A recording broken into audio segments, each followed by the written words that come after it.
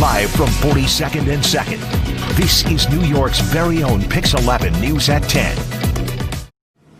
As we prepare for a return to normal, a major challenge will be determining who's immune to the virus. Yeah, antibody testing is a hurdle that needs to be overcome.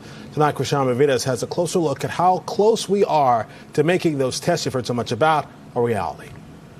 One of the keys to reopening our economy and moving past the coronavirus pandemic will be testing for antibodies of COVID-19.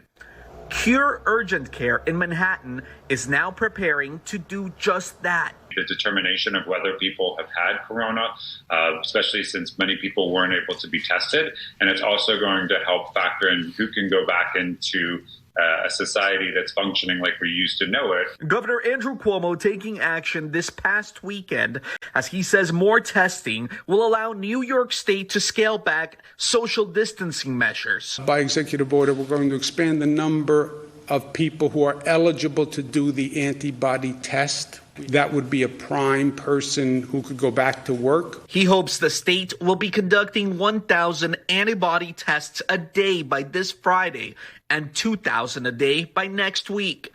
The blood tests will look for antibodies and will determine if you had the coronavirus and may therefore have built up an immunity to it. The finger prick, the blood testing that's done as a quick turnaround, and that's a separate line of testing. So what we're offering is to have the most sensitive, about a 97% sensitivity of the test that's done from drawing your blood and sending it to the laboratory to be analyzed. While the FDA has approved only one type of antibody test, it has also allowed for more than 70 private companies to come up with their own, as long as they follow specific guidelines. The NIH, CDC, and FDA are also currently validating several antibody tests that will allow us to determine whether someone has already had the virus.